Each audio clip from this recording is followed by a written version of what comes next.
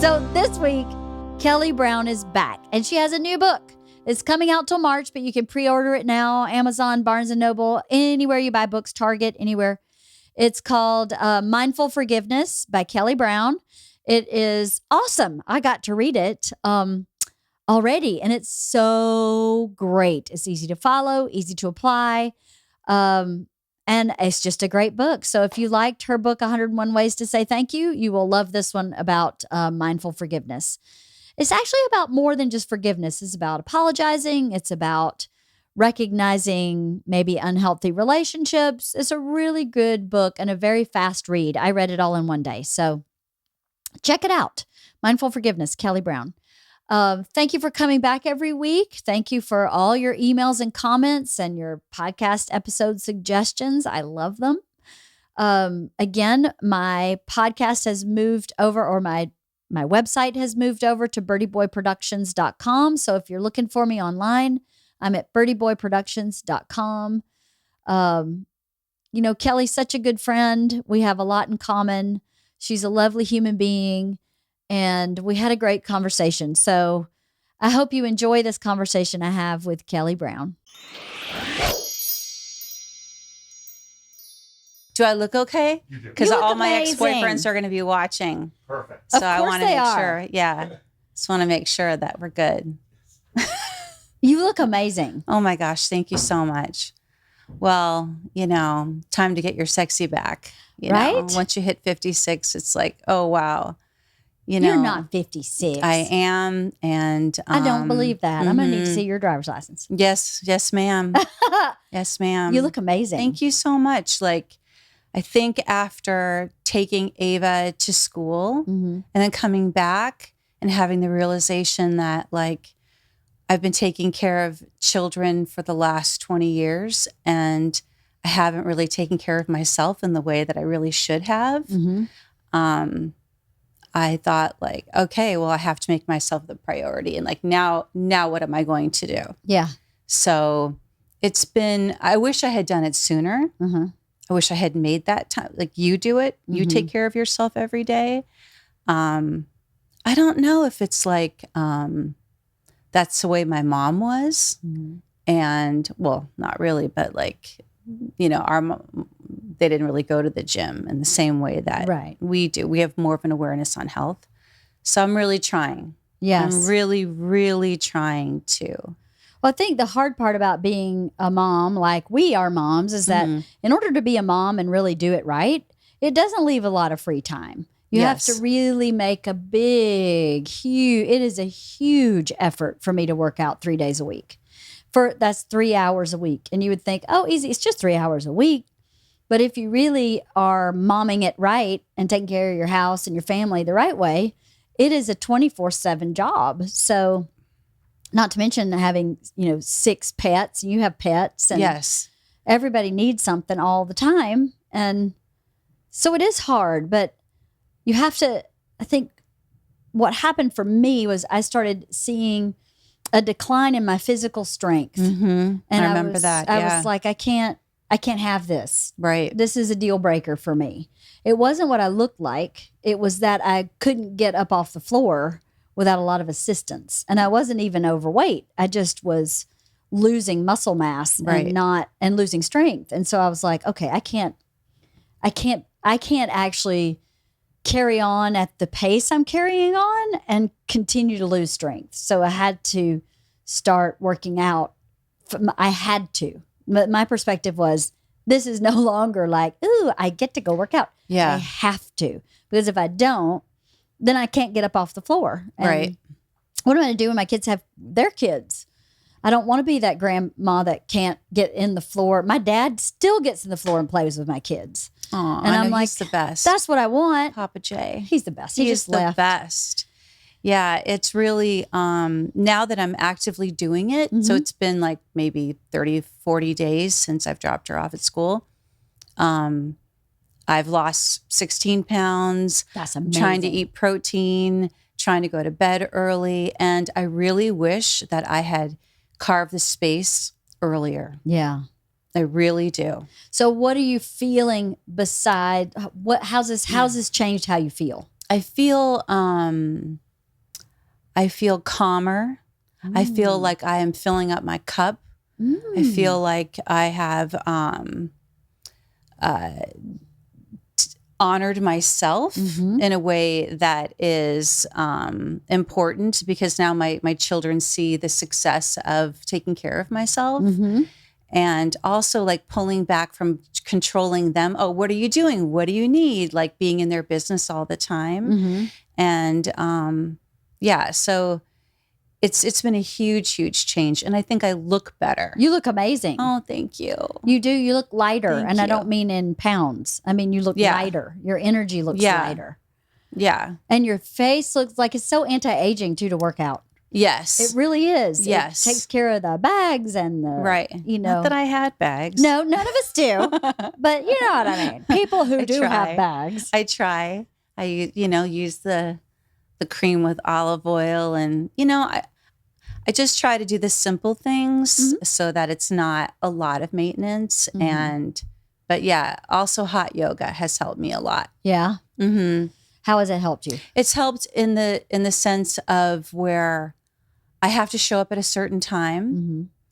I can relax. It's not overly strenuous on your body. And I think the act of sweating is very like detoxing, and then I feel better. I come home and I'm like, prepared to now help take care of like my family and whoever needs, you know what I mean? Like the things that I need to do. It kind of aligns you, doesn't it? Yes. It kind of aligns your energy. Yes. And your physical body, and your mind. And they all work together. You know, when I started working out with a trainer, I was like, this is mind, body, spirit. It's not just 100%. One. You can't just work out your body. It won't be as optimal as if you pay attention to your body and go, what's going on with me emotionally that my body is behaving this way, or I have pain here, or I can't do this exercise fully, or what's going on with me. And to pay attention is your mind. Pay attention to your body. And especially if you're doing weightlifting and yoga, where your positioning has to be precise. If you're not paying attention and you're like writing a laundry list in your head, you'll hurt yourself. 100%. Yeah. So it forces you to kind of focus mindful. And be mindful, be present. Right. Which brings me to the fact that someone mentioned to me that dis-ease in your body, creates the opportunity for sickness, right? And when we're not exercising or not being mindful, we're walking around really, really stressed.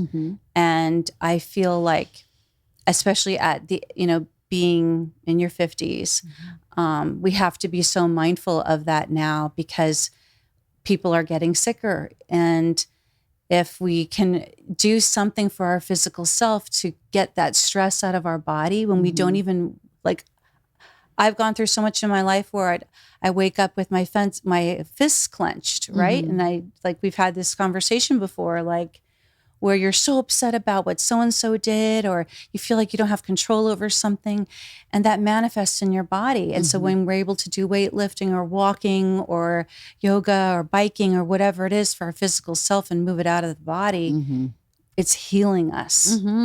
Completely. Yes. Yeah. And that is longevity. That is being present and focusing on the things that are really important in your life. So that has been a huge shift for me as well. That's great. So, yay. Yay, indeed. Yay. How are you feeling now that you're an empty nester? I feel, I really thought that it would be much more difficult. I think the fact that my daughter is thriving. I was going to say thriving. Yeah. I hear thriving from both of my daughters who talk to her that she's thriving. Yeah. I think that when you go to a different country to go to school, it's really scary because you're going into a different culture, and it's an opportunity to learn so much about yourself and about other people in the world. And I had to have a lot of faith that she was being protected and she was in God's hands and she was going to have this journey. And I can't get on a plane and be there in 5 minutes or an hour. It's on the other side of the world. Yeah, scary. Yeah. And I had to believe that I taught her well. Yeah. I'm going to cry. So it's very difficult to leave your child behind and then come home and be like, oh, wow, now what's my purpose? Yeah. You know, I'm a writer, but I'm a mom first. It's my greatest accomplishment. I know you feel the same way. I do. It's our greatest accomplishment. Absolutely. And it's what we leave behind. Mm-hmm. And I'm going to totally cry. That's okay. There's tissue right there. Yeah, I can get it for you. And I'm sure, like, you know, when people say, oh, you're just a mom or you're just a housewife, I'm like, hello. What we do in a day is, you know, we're the most accomplished people, I think, on this planet. I agree. And the most creative. I agree. So best problem solvers. Yes. Mm-hmm. So I'm finishing the forgiveness book. Can we talk about it? Sure, absolutely. Okay, but absolutely. finish your thought. But it's just I'm thinking now, like, okay, Ava's tucked in. She's doing great. My other daughter's doing great, and now God's given me this gift of you can do what you want now, right? And so I'm trying to be like, I lost the weight. I'm trying to be mindful of self-care, and I'm finishing this book called Mindful Forgiveness, which is about the journey of what happened to us over the last 7 years and how we came out of it. And then I'm going to continue writing. That's my plan. Oh, good. That's my plan. I love that And if plan. I win an Oscar along the way, I'm going to say, Leanne, yes, I did it. And I would not be surprised. My plan. Yeah. So I read your book.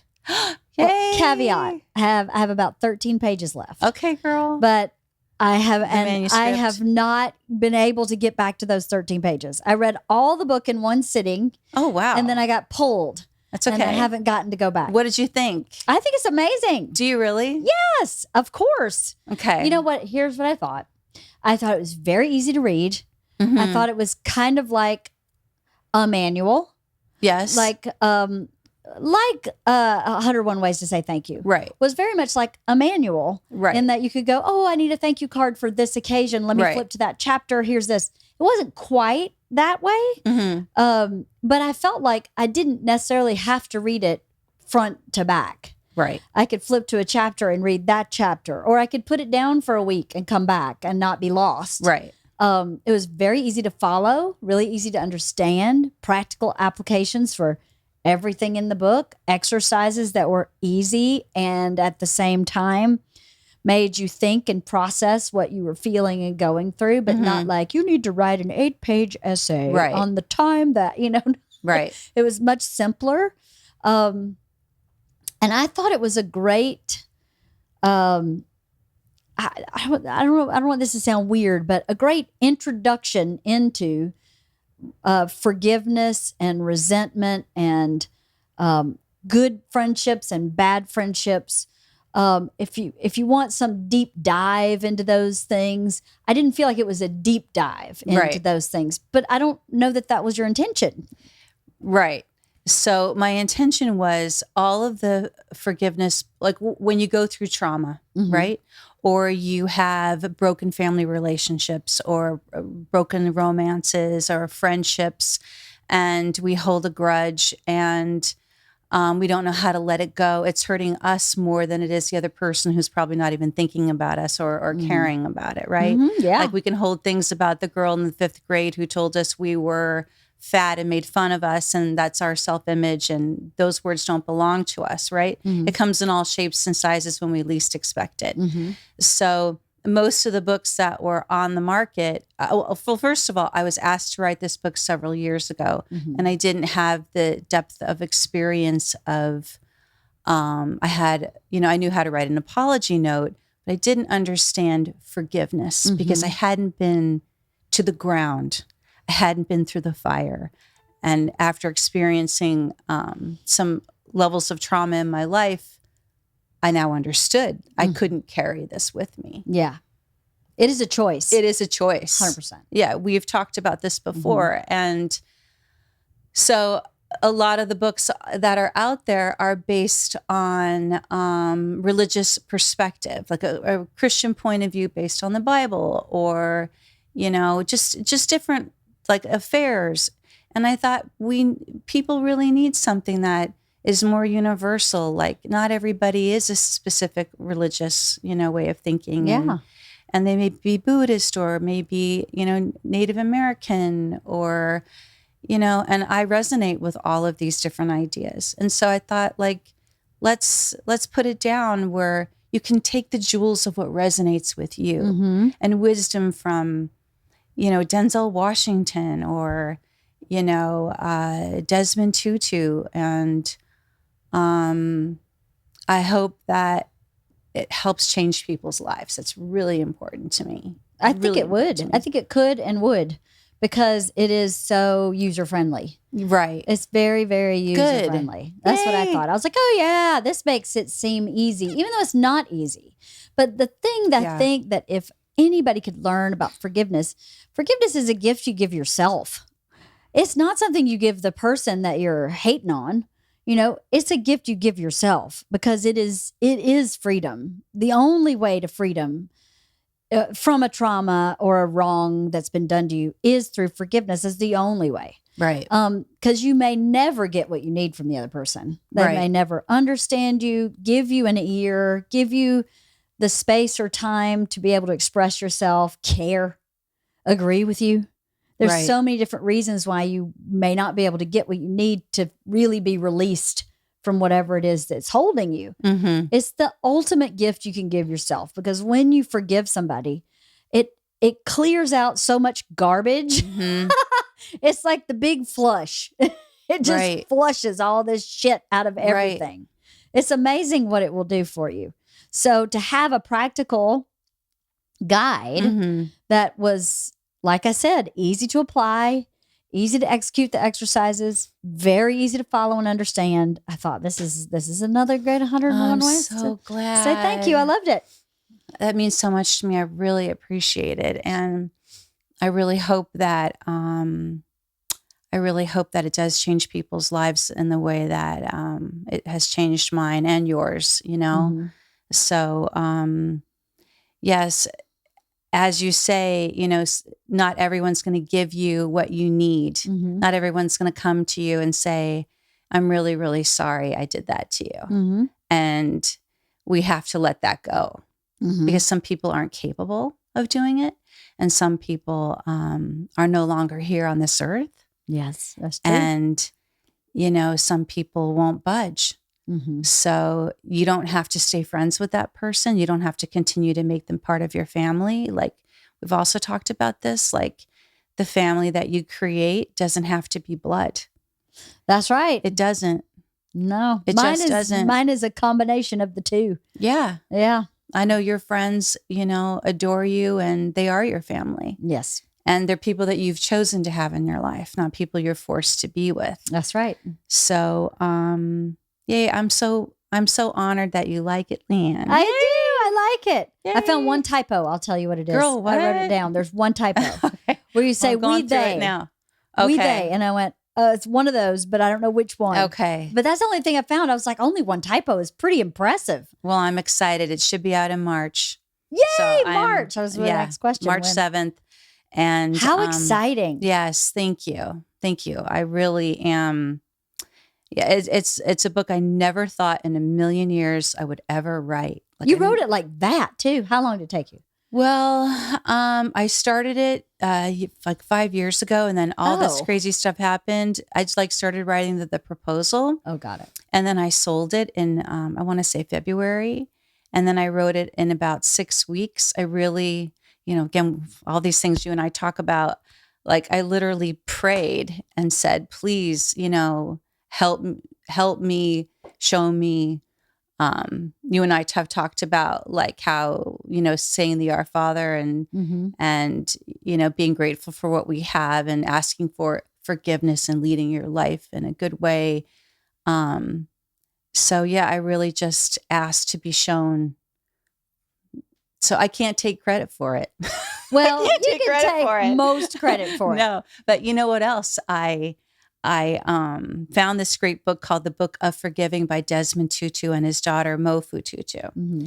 And I think the last time I was on here, I said that I had emailed Mofu Tutu and asked, "Oh, please, will you write the foreword?" And you're like, "Do you know her?" And I said, "No, I don't, but I'm just going to ask because all she can say is no." Yeah. And she responded and gave me this beautiful blurb and a beautiful blessing. And Aw. I feel so honored because their work in this world, it's so important to include they wrote about apartheid and, overcoming their abusers. And that's another whole story. But that information is so important to include in the present Mm-hmm. with so much going on in the world. Yeah. And That's amazing. yeah. So thank you so much. Yeah. Thank you for sharing it with me. I was pretty honored to Yeah. get it. It took me how many weeks? I printed it out and it sat on my desk for weeks. And I was like, wait a minute. I have a plane ride all by myself. So I'm going to put it in the bag. And I actually didn't read it on the plane ride. I was so tired. I slept the whole plane ride. And then I got to the hotel that night. I was meeting Bert on the road and his bus wasn't getting there till the next morning. And I went, perfect. So I read all but the last 13 pages. And then I stopped paying attention, which meant I had just read too much. Tired, right. So I was like, okay, I'm going to stop and I'm going to pick it up in the morning at breakfast. And I got waylaid by a very large man who just came in and like the Tasmanian devil took over the rest of the weekend to this point, and I have not made it back to the last 13 pages. Yeah. That's okay. Bert showed up and was like, let's do this. Let's do this. I was like, I've got 13 pages left of this book. I just want to finish it. And he couldn't tolerate it. That's okay. He couldn't tolerate He always wants your attention. But just, out of curiosity, like, did it help you shift in how you looked at past relationships in your life? And did it make you feel lighter about... I have a quote from you in there too. I know. I saw that. Yeah, that was okay, amazing. It validated me. Really, I am not perfect. I am not fixed. I am not completely whole. It's a process. But I don't have any of that bullshit. Mm-hmm. I don't have any grudge for any person except like one doctor who did one aunt wrong who's now passed away because of his misgiving. But I don't seize on that. I don't think about it.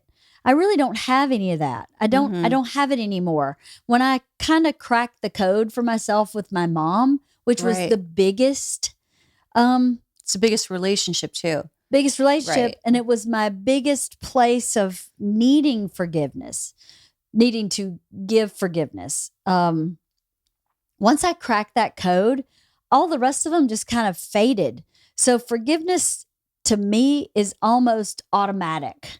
Like I don't ever hold a grudge with somebody. Oh, there is one comic that I have a grudge against that I am not ever going to forgive because he put my husband at risk and I will never forgive that guy. Not ever. Sorry. And it doesn't eat at my heart because it's an absolute.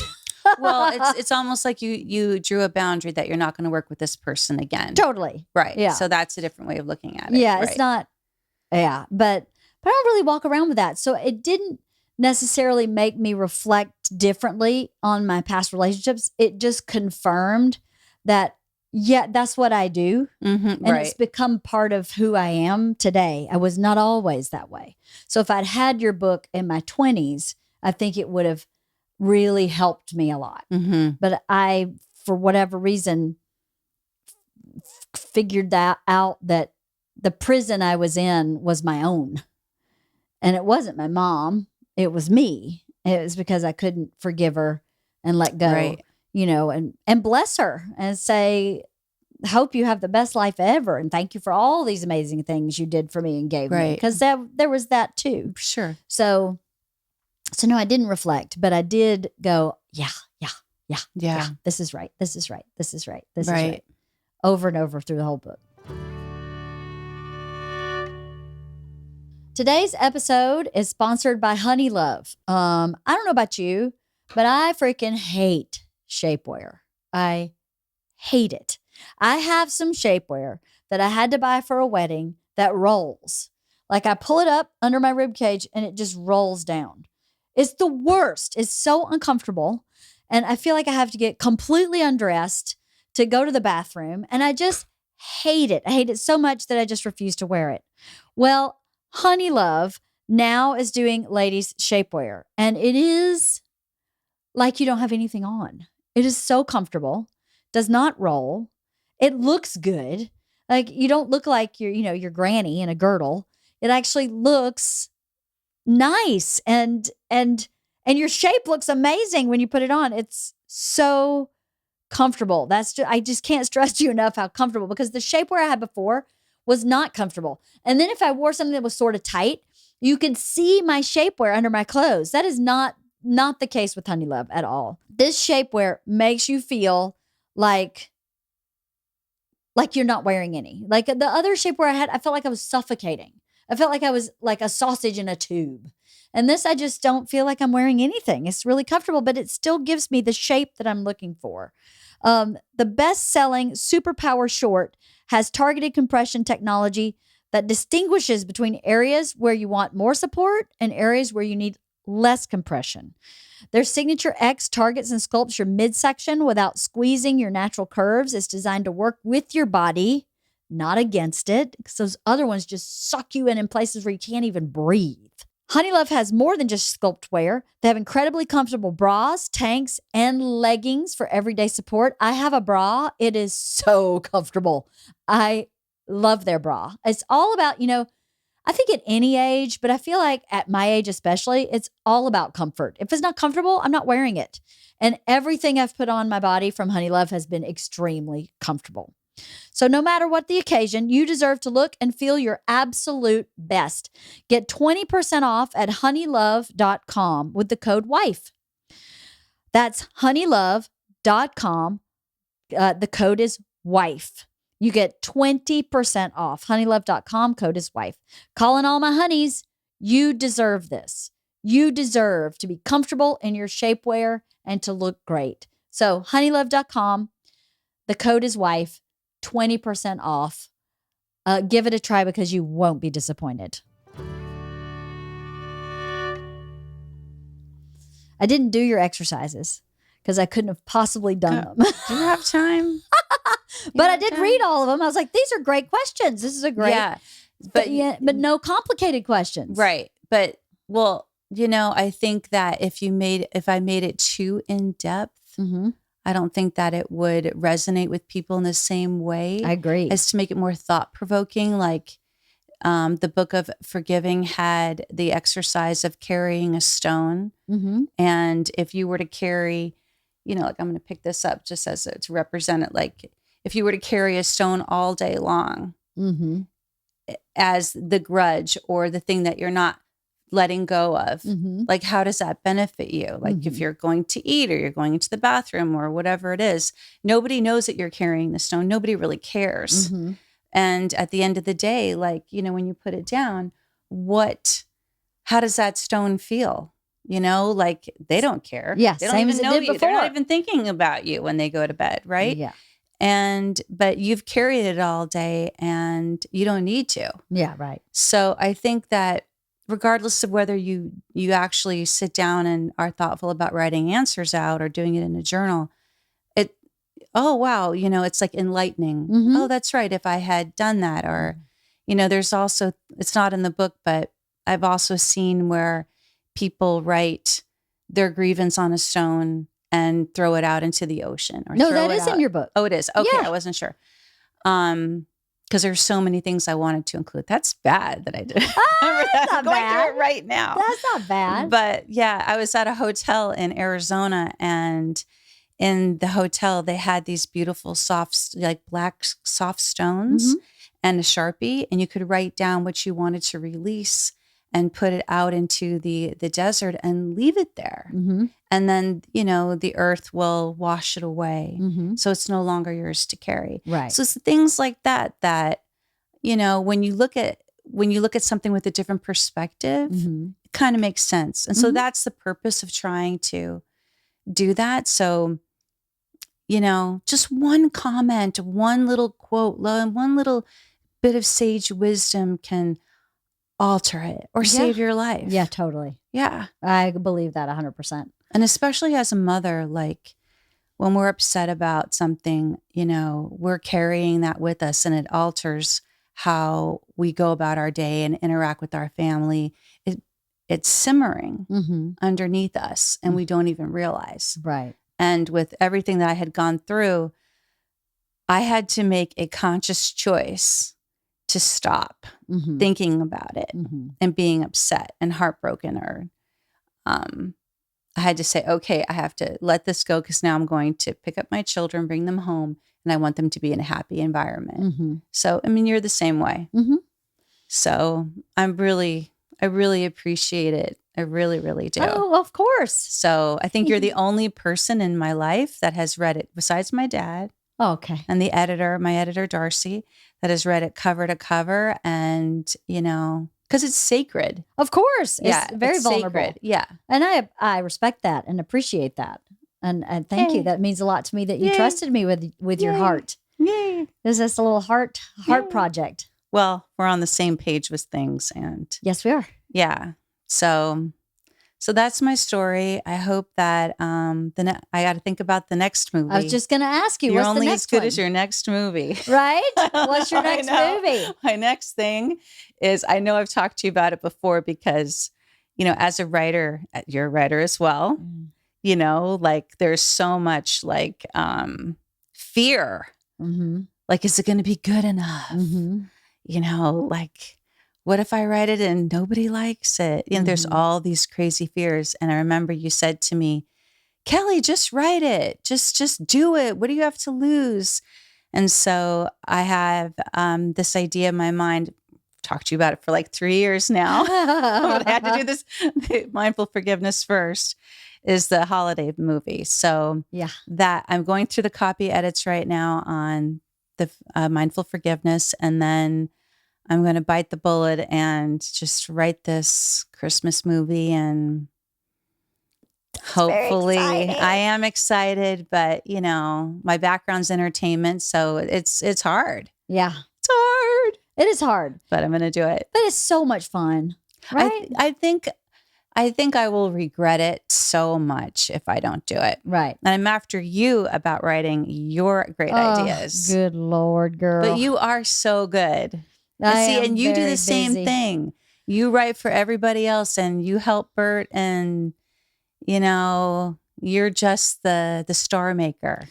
Well, you are. I don't know about that. You're so talented. But, thank you. You are. Well, thank you. Well, I mean, I would love to get back to my own creative path a bit, but I feel like our little Bert Inc. industry is in such a place. Maybe in a few months, but I've been saying maybe in a few months for like 18 years, 19 years. Right. So at some point, hopefully, I will actually be able to.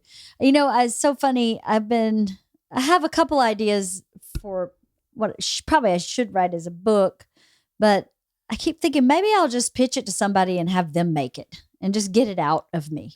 But you're not going to be able to do it like that. Well, because in my brain, I think I can. I told you an ex-boyfriend of mine gave me the greatest piece of advice of how he made it happen. He became the most successful screenwriter in Hollywood history. And he said he got up at 5 o'clock and he wrote 2 pages a day. Not that you get up at 5 o'clock anyway. Yeah. But 2 pages a day. So if you could just commit to those 2 pages, at the end of 30 days, you have 60 pages. That's true. And that's how I actually wrote the thank you book, because I had a child. Yeah. At that time, I had 2 kids, and I had to get up at 5. And if somebody woke up crying, it was over. Yeah. Yeah. So I had to take that hour and a half a day.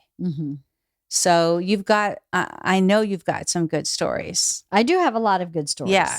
I have a lot of good stories. I like that one story. And I'm always here to help you. I know always you like say, that one story. Yeah, I'll that help one you. story is really good. It's really good. But I'll get to it at some point, I think. But yeah, I'll get to it. I keep doing this thing where I start a new project before a project is finished, so that I'm never without a project. Right. So I don't allow myself the space to go, oh, now would be a good time to pick up that project I've been talking about for myself. So that just keeps stacking projects. And then Bert will stack projects too. And now we have all these stacked projects that I never when we bought this new property. Oh, yes. My therapist said, which I can't believe. I know. My therapist goes, not a coincidence you did that the month your daughter left for college. Oh, right. That's not a coincidence. Yes. And I went, that might be a little bit. But she was like, it's not. You just loaded your plate so full that you don't have to miss her. You don't have to. She's like, it's a coping mechanism.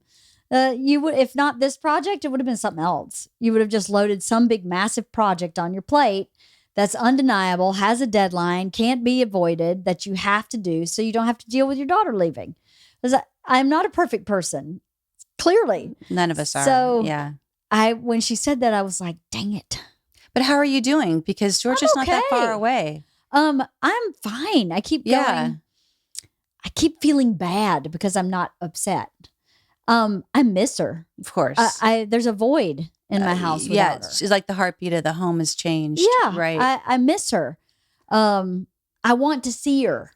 But she's doing so well that you go, well, that's what you want. Yes. More than my missing her, her experience is what I wanted. So why would that make me sad? So I'm not sad. I miss her, but I'm not like, pining over it or suffering through it, or I don't have any of those feelings. And I know some of my friends are having those feelings. So I wonder if I put this project on my plate to prolong those feelings, but I just don't think so. I mean, our job as a mom is to have them launch. For sure. That's what they're supposed to do. Right. And they're not supposed to be under my wings still. Mm-hmm. I mean, there are some kids it takes a little longer to launch, but that is the end goal, not for them to be, and I think too, much like you, I have other things going on than just being a mom. I think it's hard, that sounds bad. Just being a mom is a world. Mm-hmm. It's a whole world. But I have other worlds also. And I think if that were my only world, it would be much harder. But you've also raised Georgia to be a confident, independent woman. A little too much sometimes. Well, but I'm just kidding. I think that she is that way. Yeah, she is very confident. Yeah, and very but she's still very connected. Oh, I feel very connected to her. Yeah. I don't ever feel disconnected. Yeah. And if I do, I text her and go, your mother needs to hear your voice. Yeah, I do the same thing. And, it happens like, I think I've done that twice in a month where I've said like, okay, I need to hear your voice. Mm-hmm. I've got a text here or there, but I need to connect a minute. And then she'll call me right away. And it's like no drama, nothing ever, And that's what we want. Yeah. We want our girls to be empowered and be leaders and feel fearless. Yeah. So that's the other thing I was going to say is, in the pep talks I've had with you, in the past of, sharing like how I feel and, getting to know each other over the last 6 years or however, 5 years, whatever it is. You have no fear. That's not true. Wait a minute now. You see something and you say, okay, let's make this happen.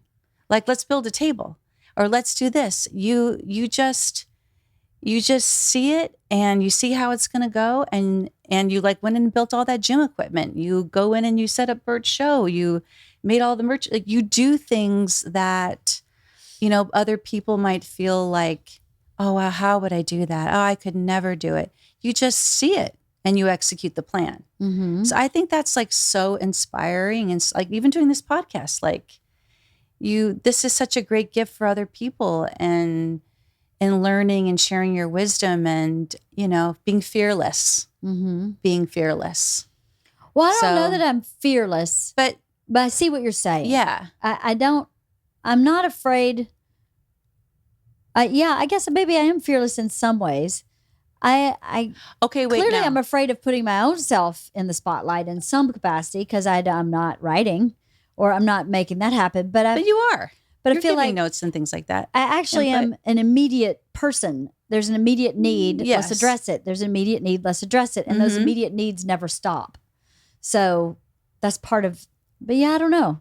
You have like such an intuitive gift. Like I remember some comedian who wanted to be guy who wanted to be a comedian. You said, "Oh, you could totally do that." I don't know who did that, who that was. I don't remember. Bert. It was Bert. Oh, Bert. Oh, he was already a comedian when I met him. No, but it was like, like you saw, like you can say, "Oh yeah, we can do this." Oh, I saw the build. I did see the future. Like I didn't see the future we have like precisely, but I saw that he would be successful in some capacity. I did see that. But you had faith. I did see that. I did have faith. Faith in your vision, and you did it without stopping.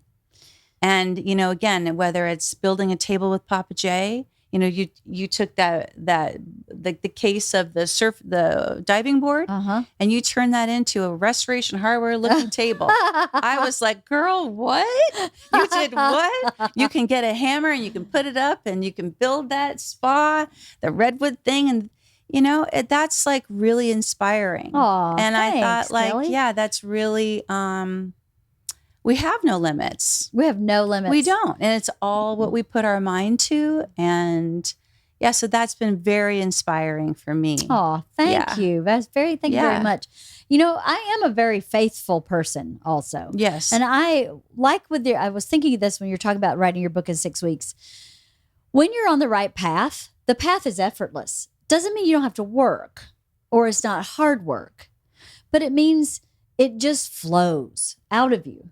Whatever that work is. This house, when I remodeled this house, it was effortless and I worked my ass off at the same time. I didn't feel bogged down by decisions, or I didn't feel, when, of course, in every construction project, there are problems and challenges that you have to overcome. That didn't make me want to stop. So when you have things that make you want to stop, I think you have to listen to that. When you're going, I want to quit. If you're a quitter by nature and you quit everything, that's maybe a different issue. But if you're not a quitter and you're having these like, I think I want to quit. I don't think this is working. This is not working. You should pay attention to that.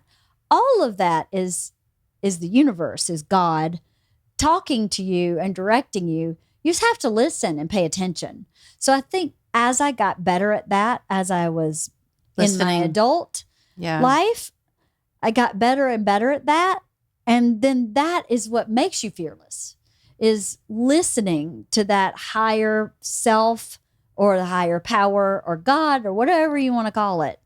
Because if something's too hard, in my opinion, it's the wrong path. Like that you can tell when you're beating your head against the wall and getting no progress. And you can tell when you're making progress, but it's just difficult. Those are two very different things. And as a kid, or not a kid, but as a young or adult, I started really focusing on listening to that piece, not even being involved in what the pieces were, but the piece where, oh, this is too hard, pivot. If you go over here, is it easier? Oh, then that's the path. Interesting. And if you can find that, even with relationships, at a certain point, I went, oh, this is too hard. I'm out. Right. Why am I forcing it with someone that doesn't want to be with me? Right. If you're not into me, then I'm gone. I mean, even with Bert in the beginning, Bert was introducing me as his friend. The first party we went to where we had clearly been dating. And I went, what? Okay. What? Mama's 31. Mama's been to this rodeo and Mama's not playing this game. Oh my gosh. I'm your girlfriend. And if I'm not your girlfriend, I'm wasting my time. So I'm going to go. And he was like, oh no, you're my girlfriend. You're my girlfriend. I was like, good. Then let's be that. Okay. Because the path, right? That could have been difficult if I had said something to him. Right. And I'd let that bother me. And then it happened again and I let it bother me. And let it bother me. Yeah. Well, now the path is hard. So much easier to go, dude, what are you doing? Don't do that. True. And if that's what you're going to do, then I'm getting off this path right now. We're so afraid, I think, to speak our truth because we're afraid that person's going to leave us, even if they're bad for us. Totally. I know it. The best gift you can have is to learn how to be by yourself. Oh my goodness, it's so true. That's the best gift. Because if you can be by yourself, you will always be okay. Yep. Always and forever. It's not that you're not lonely when you're by yourself. It's not that you're not bored when you're by yourself. Those things happen and are true, But to be okay in that uncomfortableness and to sit there by yourself and be okay is the biggest strength you can have. Because you come into this world by yourself, you leave this world by yourself. Did I tell you that? Was that my gem of wisdom? I think it is. Because I say that. And if you say that, that is crazy. I have always said that. I have always said that. And the people you meet along the way enhance the journey. And they enrich you. That's right. And not everyone's going to be there with you. People will go on different journeys and different paths. And there's life lessons that we learn. But yeah, it really is so important to speak our truth. That's the lesson I'm learning right now, actually, is to speak up and say what I need. Yeah. Yeah.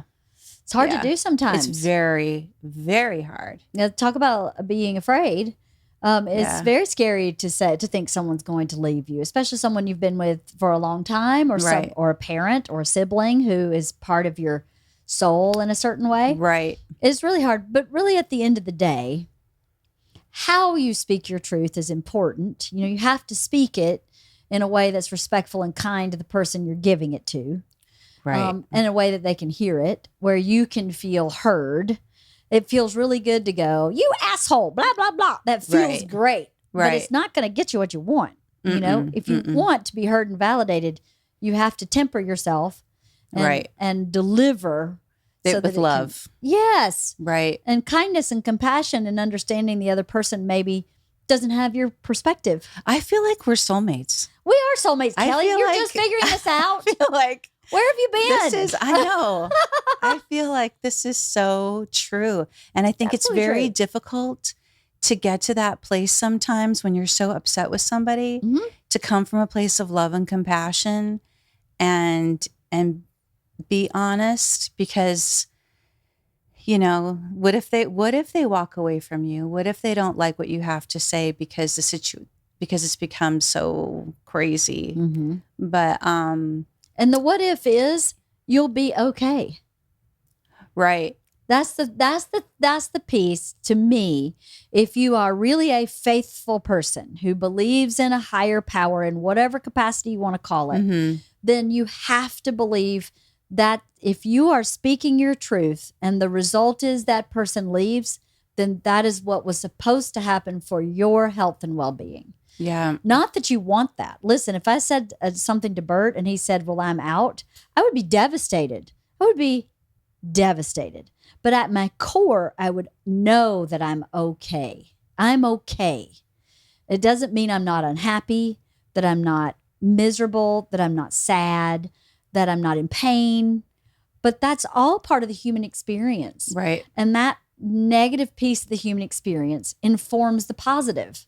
So if you have faith, then I believe you can find a way to whatever that new positive human experience was meant to be for you if you're living in your true self. And if you're living in your true self and you don't want this person to leave and they do, then there's not a truth there. Absolutely. There's something untrue. Right. And maybe you couldn't see it until you got to the place where you had to speak. Also, you know, at some point when you don't stand up for yourself and it goes on and on and on, those are the reasons you ultimately break up with that person. Those are the red flags. Yeah. Yeah. So rip the Band-Aid off in the beginning. I do have to say, though, that one of the things that I've, known you guys for so long now, but when Bert looks at you, it's with such deep love. And he has this like twinkle in his eye, like a rascal. He is a rascal. Yeah, he is. I've always said that. He's a rascal, man. He is a rascal. And I thought to myself, oh my God, like that is so unbelievable. He loves her so deeply. He couldn't survive without her. Well, he couldn't survive without me for one, but he does love me very much. Deeply. Yes. And I do him. Deeply. Yeah. And it was such a beautiful thing. I noticed it at when you first moved into this house and we were having the backyard birthday party where you guys put up the movie in the backyard movie and you did all those beautiful like caddies with the popcorn and you made that beautiful cake from your aunt. What was her name? Aunt Carol? Was it Aunt Carol? Wait. It's the delicious cake with the flour from Georgia. The pound cake. No. It has What the the frosting on it, it's got like, it's a very difficult cake to make, but it's delicious. What was it? I don't even remember. Auntie May? No. Oh. My grandmother's Willa May. Oh, well, it's anyway. Oh, it was Willa May's cake. Willa May's yeah, cake. Yeah. That I is know the what you most mean. delicious With the white icing. cake. Yeah. You guys did such a beautiful party, and you worked together, and it was so important to both of you, and the love between you. It was just like, I got in the car with Dave and I said, do you see how much he loves her? Oh my God. Like, I want that. You know, it was so beautiful. Thank you. And when women are coming up to him, like, you know, and he just only has eyes for you. I know. I'm very lucky. You are. I'm very lucky. You are. A part of that was, I'm very lucky. You really are. I'm a lucky gal. Yeah. As unlucky as I am when I have to pick up his underwear, I'm very lucky. You have to train him and say, have a boundary. There's no training. There's no training. I've been here 20 years. I can't break that dog. I've been trying to break that dog. That dog ain't going nowhere. And sometimes those things aren't as important. They're not. Yeah, it's just not. No, I had a conversation with myself before we got married, and I had to say, here's something that I believe. You can't change another person. For sure. So if you walk into a relationship, friendship, work partnership, thinking that'll change over time, you're lying to yourself. 100%. You have to go into that relationship, eyes wide open, and say to yourself, can I deal with these quirks and eccentricities that drive me crazy from time to time? Are they deal breakers? Because if they are, you should push pause and reevaluate. Yes. If they are not a deal breaker, then you have to then say, I am acknowledging that this is not a deal breaker. If this becomes a deal breaker, we have to revisit this. But I cannot ask this person to change. This thing I'm saying is not a deal breaker. You can't lie to yourself about that either. So when I saw what a slob Bert was, I had to have that conversation with myself. I had about to go. The underpants. Yes. Can you do this? Yeah. Is the bigger picture worth the small aggravation? And sometimes it really, really backs up on me. And I get very upset and irritated. And I let him know that. And this is why. You're driving me crazy with all the bullshit all over my house. You have to help me. He doesn't. But at least I can voice my frustration. Right. So I feel like if I can at least say, this really bothers me. If no change is affected, I knew that going in. Right. I knew it going in. So I can't be asking a leopard to change his spots. Oh my goodness. Another phrase I use all the time. 1,000%. Yeah. I think a lot of people make that mistake, even in friendships, not just in a romantic relationship. But if you have a friend that does something that's a deal breaker, that's a problem. You're never going to get to a certain depth with that person. Never. You keep them at arm's length. That's fine. But you change the relationship if you need to keep them in your life, right? That's right. You have to change your parameter and be honest with yourself about that, whatever that deal breaker is. You know, because really, we are all worthy of the love that we deserve that lines up with us mostly. Right. Nothing's going to line up perfectly ever, but mostly it has to line up mostly. So if the people I have in my life all line up mostly, almost entirely for a lot of them. And to be honest with yourself and go, this just doesn't line up, and that's okay. I will never be lonely because I am willing to look for someone else and that will line up with me. Right. Mostly. You know, people come up throughout your whole life. You showed up when they were freshmen in high school. I have all my friends. I'm set. I don't, quote, need anything. I was super satisfied. And I was like, what a lovely human being this is. Lovely human being. Thank you. I love her. So let's add her to the mix. We line up mostly. Thank you. And it's a lovely, wonderful friendship. Thank you. You know, I feel the same way. I've met a lot of moms that I think are lovely people, but didn't line up quite as much. So you just don't get close to them. Still nice and cordial and happy and have a great time. Yeah. But it's not the same. Oh, thank you. Not the same. That makes me feel good. I appreciate that. Of course. Yeah, you know, Bert loves you. Oh my God. Really? Are you sure? Yes, I am. Oh my God. I'm not so sure all the time. Oh, he doesn't my love God. anybody all the time. Oh my God. Well, I appreciate that. I think he's very special. And as I've told him, he is a rascal. He's a rascal. Yeah. And I think that's and magical. Mm-hmm. And that's a very important quality to have, because the way you look at life has to be with all that wonder and mystery and what are we doing next? Mm-hmm. So I think that's really exciting. He's got so many wonderful things coming and even more. Yes. How is Isla, by the way? Not to switch great. gears, but like Isla, how is Isla handling Georgia being gone? She's great, actually. Really? Is she liking being like number one only child? Yeah. She's digging it. That's hilarious. Is she driving? Not yet. Okay. We took her learner's permit test last week and we did not pass. Okay, well, that happens. Her sister didn't pass first try either. Neither did Ava or Greta. I told her I know one kid who passed first try. One. Right. So no big deal. So we just did it on Thursday, so we can't reschedule quite yet. Yeah, for a couple of weeks. Yeah. So she's great. That Georgia casts a wide wake at high school. She casts a pretty wide wake. And Isla is her own person, always has been. I'm not sure 100% of their value systems line up. Mm-hmm. And Isla struggles with that. Georgia has no struggle with that. Isla does. Isla really struggles with some of their value systems being different. Comparing herself to Georgia? No, like Georgia can gossip. Georgia can gossip with the best of them. Isla thinks that's like a criminal, like ethical, moral, you go to jail offense. Right. To gossip is like a sin of all sins. So she would hear her sister gossip and be like, I cannot believe this is my sister. Like, how could my sister be so corrupt? And then I'm going, your sister's just a teenager. Right. She's really pretty typical. Right. But Isla's moral compass is different than Georgia's. Neither of them are wrong or better than the other. Right. But Isla had a hard time reconciling some of their differences because they didn't line up with her like value system. That's kind of the main thing that bothered her, was that Georgia was a gossip and sometimes had drama for drama's sake. Right. And Isla doesn't get into any of that. So yeah. Now that they're gone, they're separated, their relationship has none of that.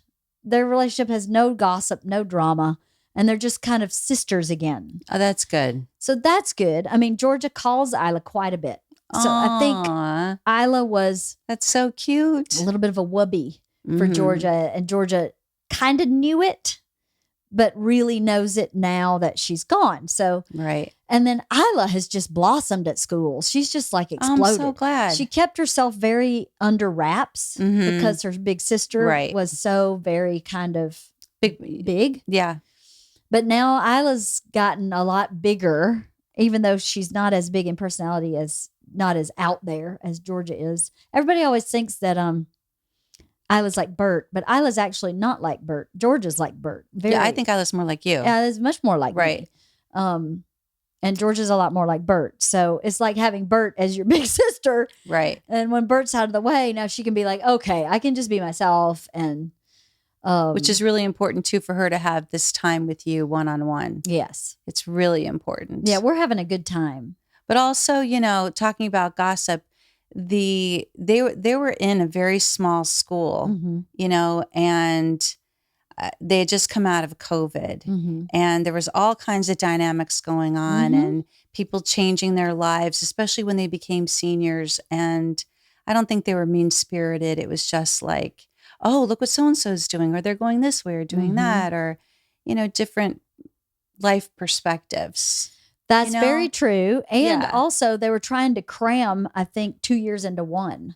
I think they were trying to cram junior and senior year into senior year. Right. So it was a lot of moving parts and college applications. And college and where people are going. Yes. And so-and-so's dating so-and-so. Right. And this person broke up with that person. Right.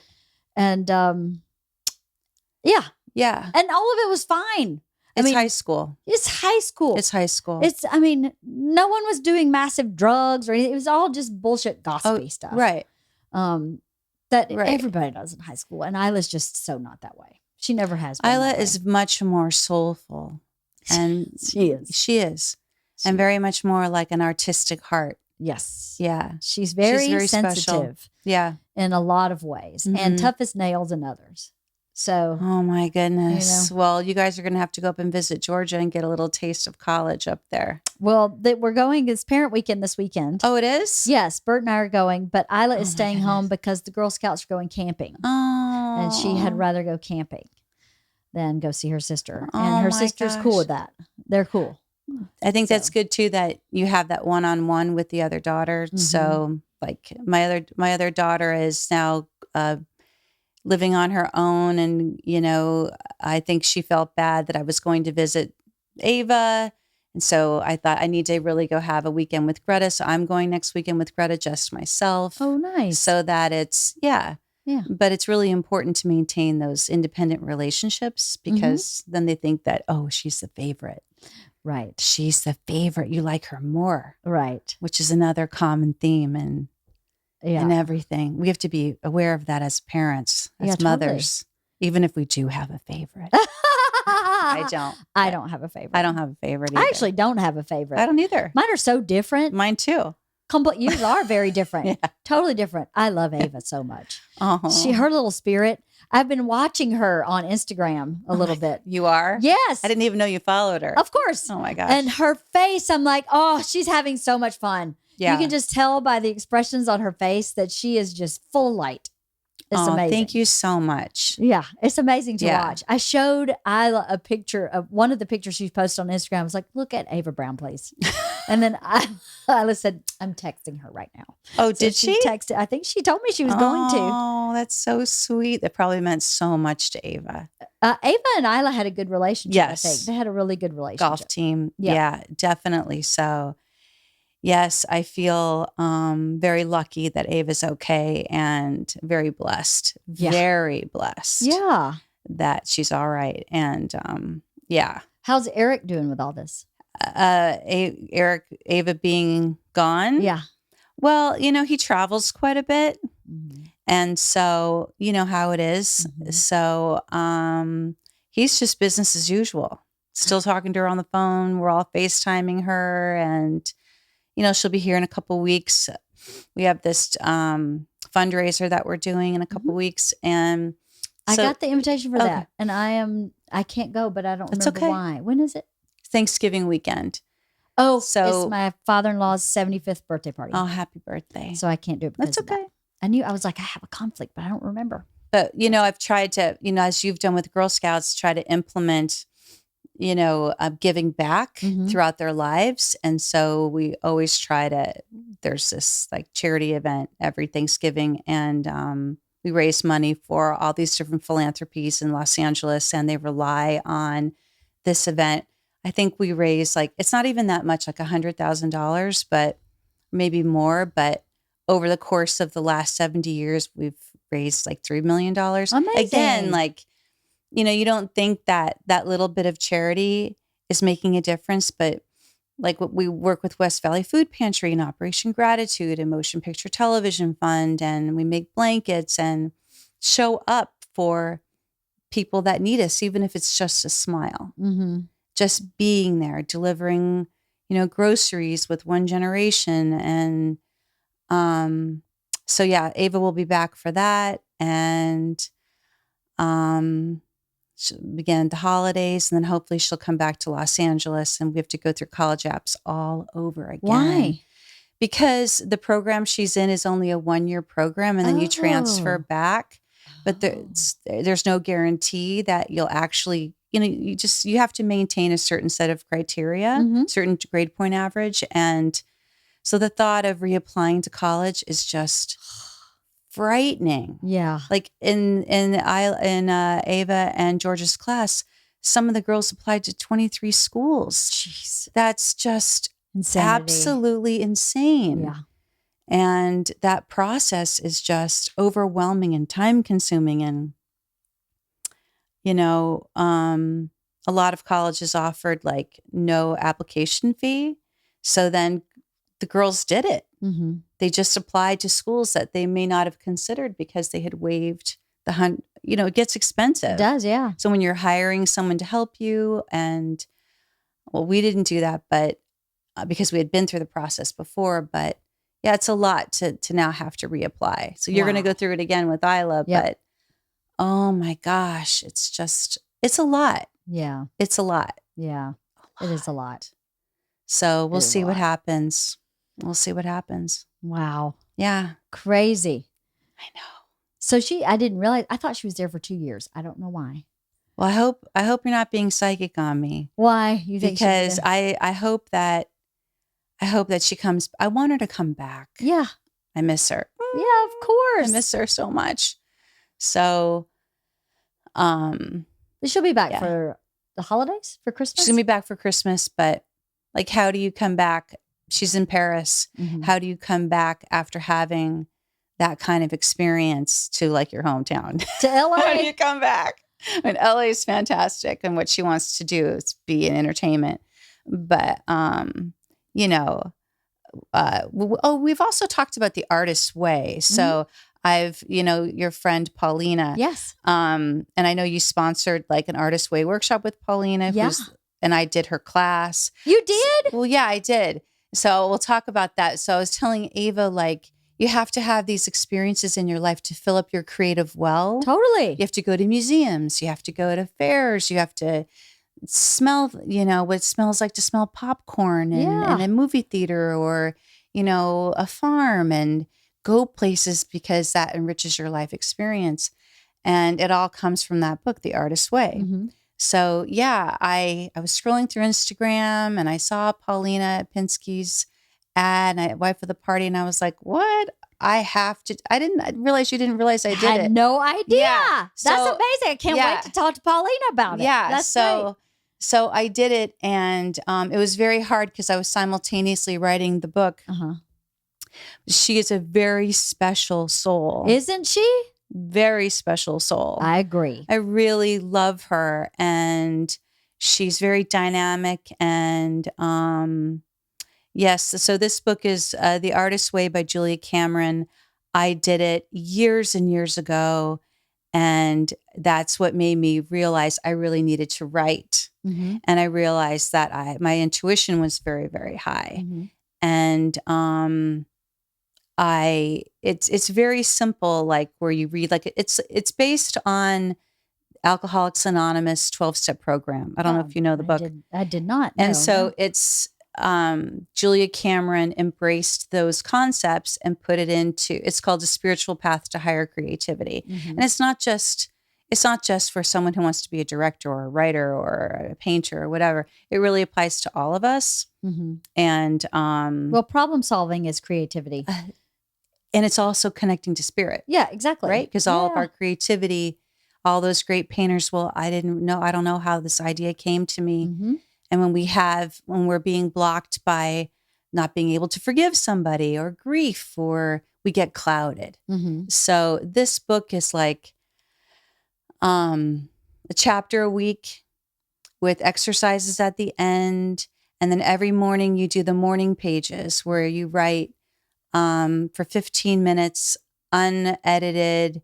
And it's like just dumping what's in your mind. Mm-hmm. And it was life-changing for me. Was it? Life-changing. Are you talking about the first time or the second time you did it? The first time I did it. Mm-hmm. And then I did an actual workshop with Mark Bryan, who was the co-writer of it. There was an old bookstore in LA called the Bodhi Tree. Mm-hmm. And I remember that bookstore. Yeah. Yeah. And then I did it before I lost my mom with Julia Cameron up at Multiversity in San Jose. I knew my mom was leaving me. Mm-hmm. And I thought, like, what can I do to prepare myself mm-hmm. for this departure? Mm-hmm. And, like being in therapy, like working on ourselves is the greatest gift that we can give ourselves. Oh, completely. Right.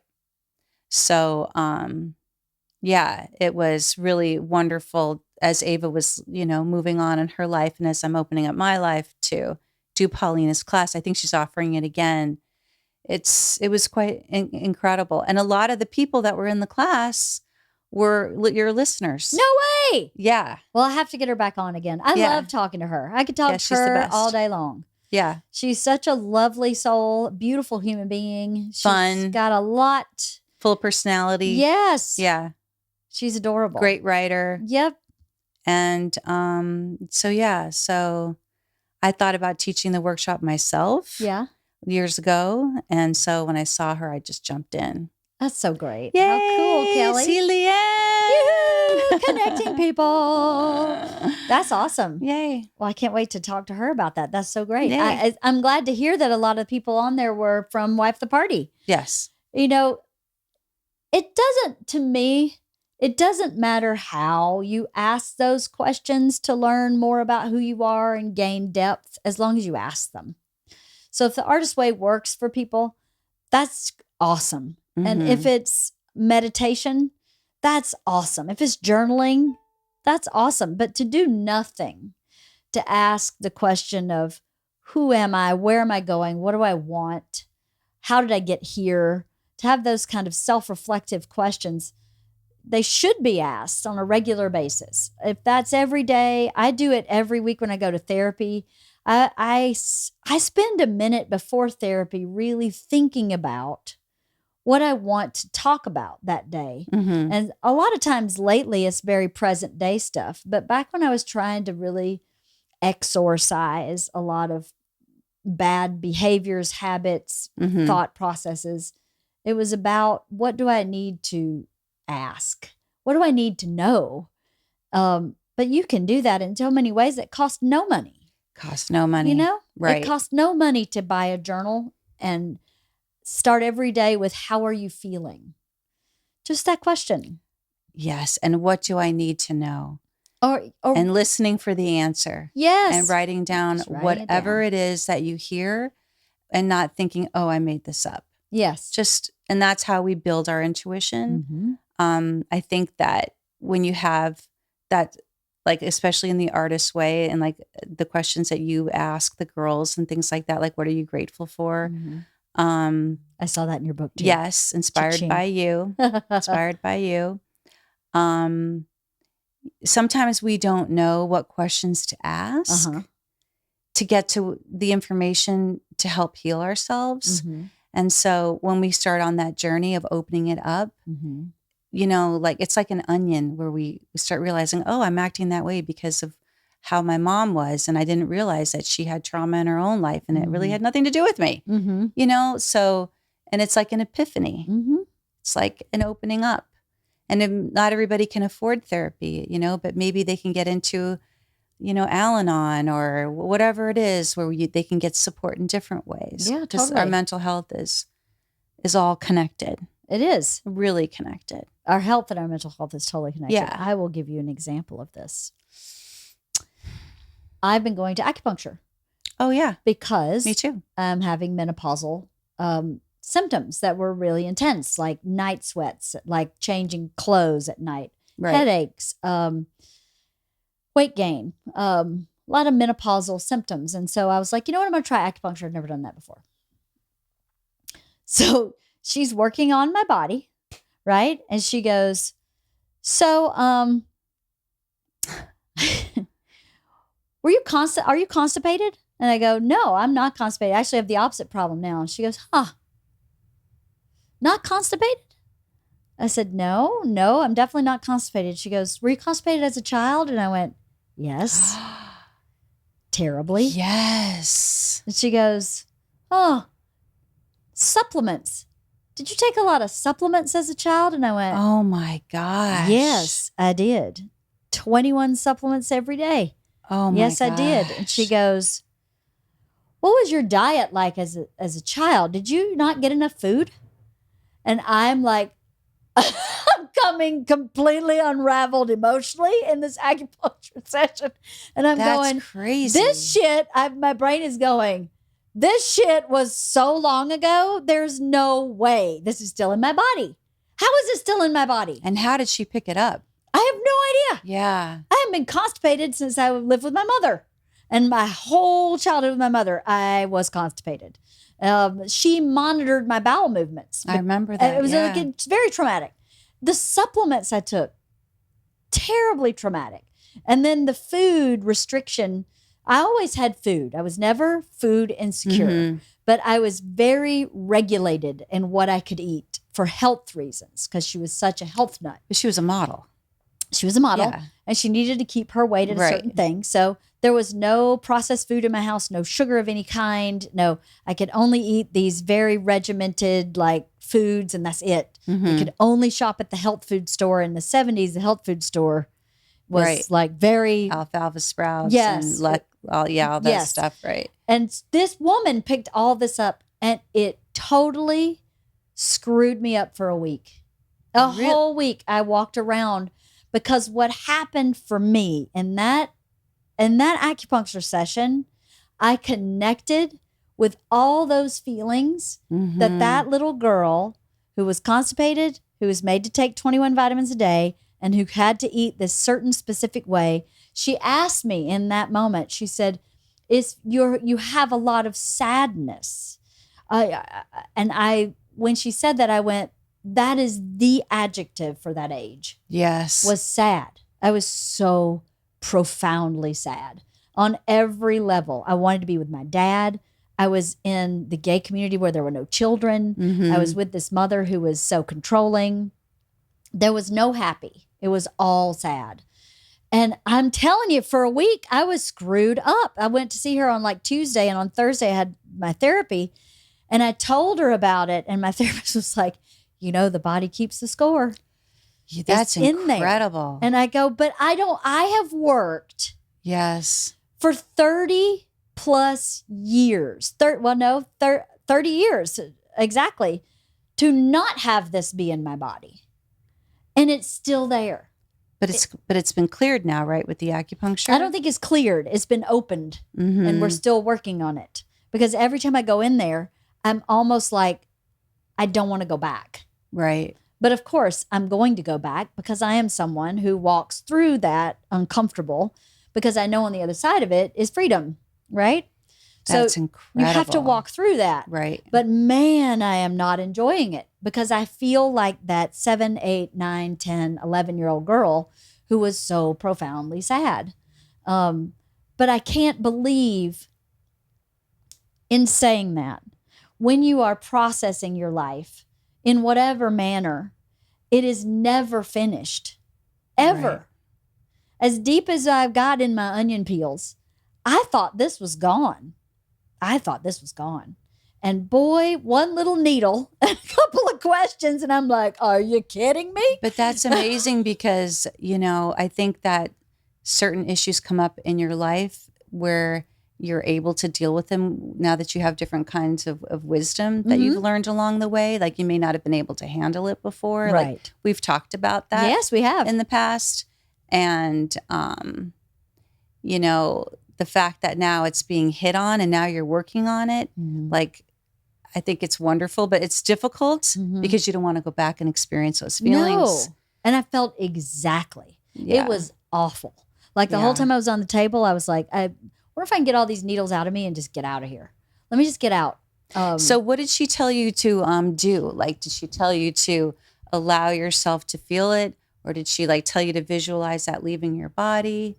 Just be with it. Yeah. She said, just try and take a nap while all these needles are in you, because they treat the front and then leave the room so it can do its thing, and then treat the back and leave the room. And she treated the front, having asked me all these questions and didn't give me any kind of guidance for letting go. But, I don't know that I need it. I understand what's happening. Because the awareness is now on, wow, I need this too. Yeah. This move is out affecting of my body. Me. Yeah, let's let it go. Right.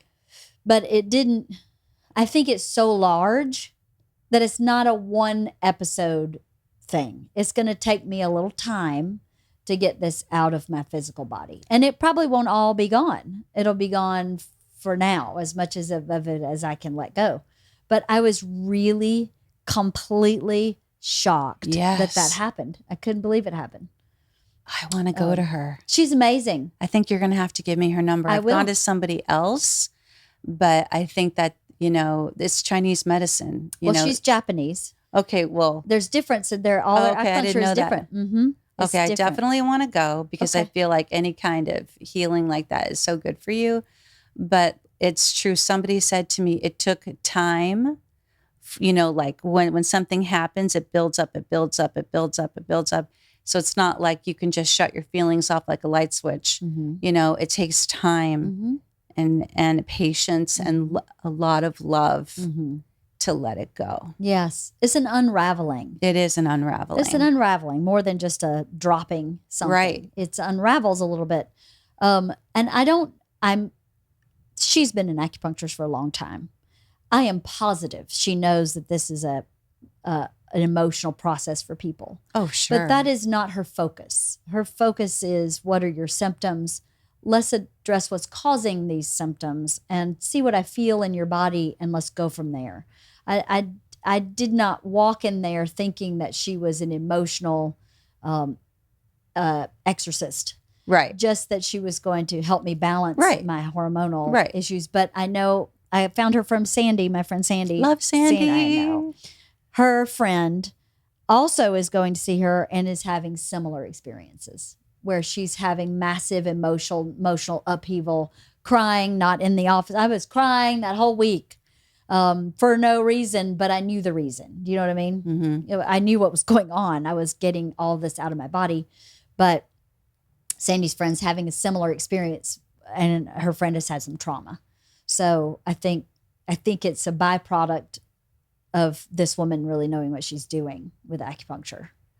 These life experiences don't leave us. Yeah, the body keeps the score. The body keeps the score. Mm-hmm. I mean, it's really, and we have to move it. We have to make that conscious decision to move it out of the body and get whatever help we need to make us feel whole again. Mm-hmm. So you come into this world alone and you leave it alone. That's it's right. up to you. It's like there is that other quote, if it is to be, it's up to me, and it's a good quote. It really is true. I have learned so much today, Leanne. Every time I sit with you, like, you're so wise and... Well, so are you. Well, girl, no, I'm not. Like, I just feel like, I don't feel like that. I feel like I'm just myself. Well, that's how I feel. I don't feel like I'm necessarily wise either. But I do feel like I have... Where I started and where I am was an intentional journey. Yeah. Not in the world of the world, but in my personal self. Mm-hmm. Where I started and where I am was because I decided and applied. Mm-hmm. I decided I want to be happy and whole. And you're doing the work. And I'm doing the work. And and I have been doing the work. I mean, I went to therapy for the first time when I was 23. And I've been in and out of therapy and in and out of this question answer. Why do I behave this way? Why does my brain work this way? Why did I react like that? Why am I hurt now? Why is this bothering me? Why is this woman saying I'm constipated when I'm not? Why? This curiosity about my mental health has started probably before I actually got to therapy. In my early 20s, mm-hmm. where I go, why am I drinking every single day to the point where I'm blacking out? Why? That question, why, mm-hmm. is so important. And if you're not afraid of the answer, then you will always grow. Because if you ask why and you don't want the answer, you're going to stay the same. Right. Well, yeah. I mean, I think we reach for things like that to cover pain. Of course. Yeah. And it's the easiest way to make us feel better, even mm-hmm. though it's temporary. But also, you're very sensitive and you're really intuitive. And I think when we're more sensitive, empathic people, it's harder for us to protect ourselves. And we don't know sometimes how to move things away from us that don't belong to us, mm-hmm. Especially as a child, you're like a sponge and you hold it. Mm-hmm. And you carry it and you think it's your thoughts and feelings, and it's not. Mm-hmm. But intuition is another podcast for another day. We can do that another day. We could do that another day for sure. I have we both have tons of stories to share about that. Totally. But again, it's listening. It's listening and being open and wanting the answer. I think people don't grow sometimes because they don't want the answer, because sometimes the answer is you're the asshole.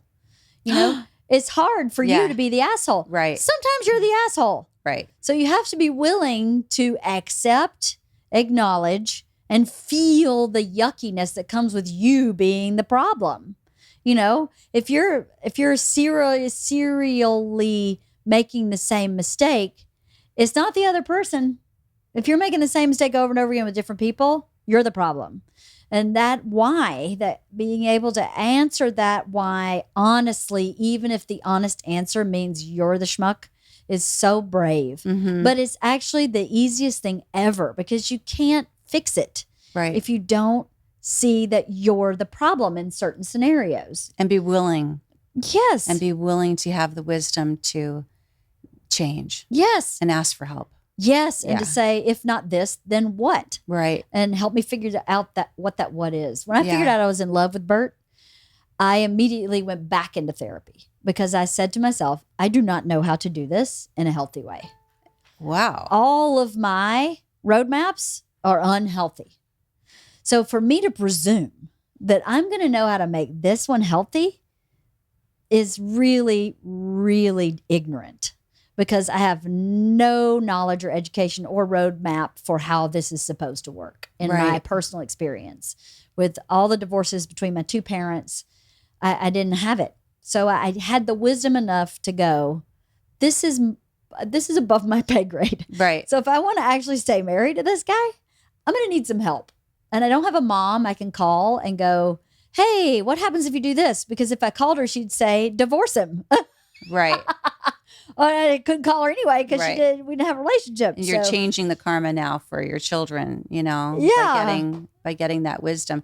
What about Bert now? How did he handle it when did you say, well, my therapist said, or did you just, use your No. own words to No, to it was a long time into our relationship before I used that term when my therapist said ever. Because really the truth of the matter is he was never in therapy. So I never go to therapy and go, well, Bert and Bert and Yeah. Bert and Bert and Right, Bert and Bert. And then have her go, well, Bert is an asshole. No, that's not what happens. I know that's partly me, but that's partly having a brilliant therapist, having the right therapist for me who understands that I love think this I need her person. number too. She's amazing. I love her to pieces. She knows that I am where I want to be, that I'm Mhm. happy, I'm happily married, I'm very much in love with my husband. And sometimes we have problems. And I need to know what my portion of that problem is so that I can handle myself differently. Right. And sometimes she'll tell me, this is not you. And then I'll go, okay, good. Well, if I know it's not me, then how do I help communicate better or help him feel differently or help him understand in a different Right. way? So it's nice sometimes to just have her go, this one's not you, but this one over here is totally you have this part of it. And to me, that's someone who's got a good grasp of who we both are as a person, even though Bert's maybe sat in half a session with me one time in all these years. Mhm. She knows who he is well enough from our conversations to be able to say, Leanne, this is where you need to shift.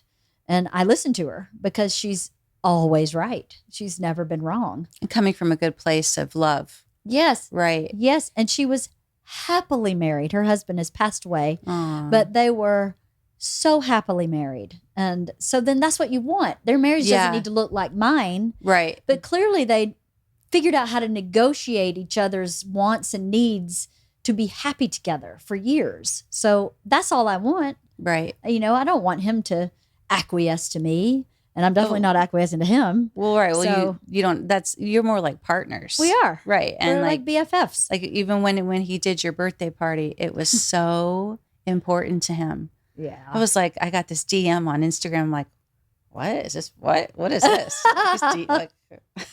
He's like, can you come to Leanne's party?